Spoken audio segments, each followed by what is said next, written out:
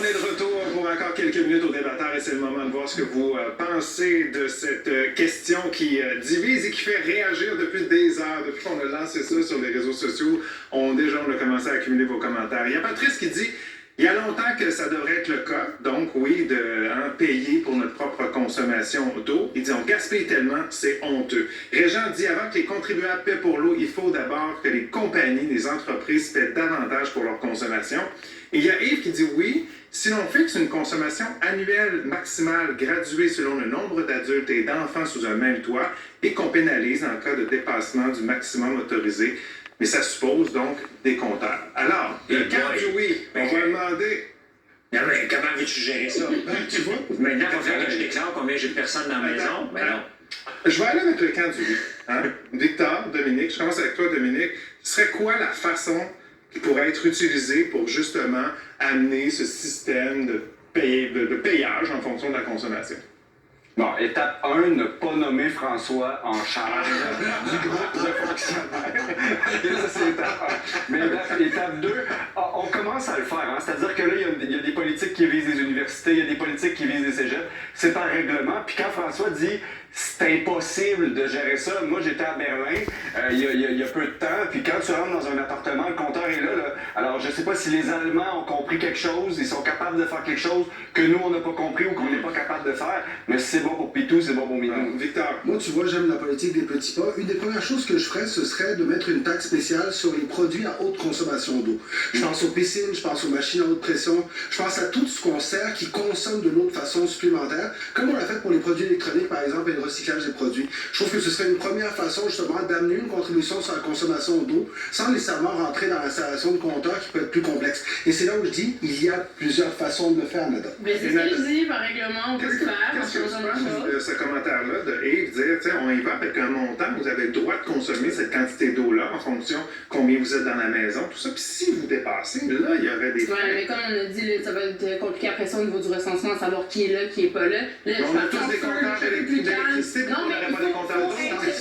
Non, mais il faut être malléable comme l'eau, on va trouver des solutions. Je pense que ça, c'en est une. On s'approche de ça, mais c'est pas de mettre des compteurs chez les gens et de payer par les... Ça marche pas. Oui, mais regarde, on parle de rajouter une piscine.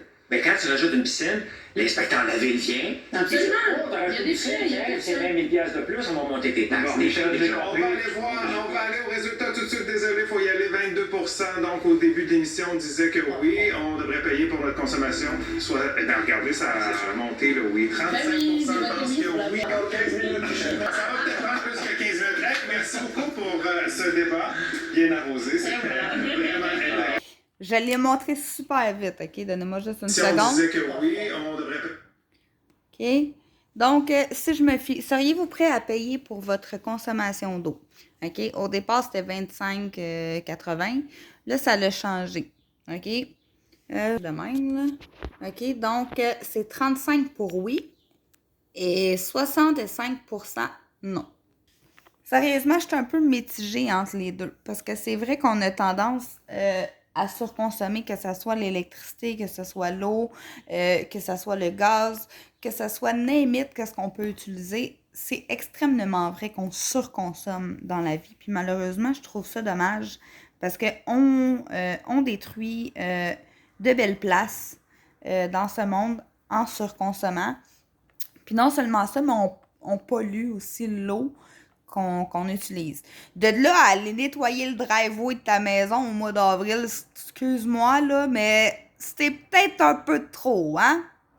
Tu sais, la pluie le fait déjà. Hein? T'as juste à passer un petit truc là, pour mettre un petit peu la saleté sur le bord du trottoir, là, ou encore là, le ramasser, là, tout dépendant comment tu fais cette journée-là. Mais de là à faire ça, justement, non, excuse-moi, mais ça, tu abuses de ton droit à accès à l'eau. Selon moi, c'est ça. Arroser ton gazon fait 40 degrés dehors. Le gazon va quand même pousser. Oui, il va peut-être jaunir à un moment donné, là, mais tu sais, il y a des solutions, là, hein? Réutiliser, trouver un bac avec de l'eau. Le bac de compost, on peut le faire. Nous autres, même dans notre cours, si jamais ça nous tente, on peut trouver d'autres solutions pour faire ça. Puis oui, on peut réussir à trouver de plus grandes solutions pour réussir à s'en sortir.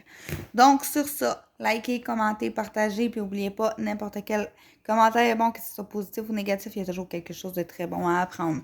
Passez une excellente journée, les petits amis!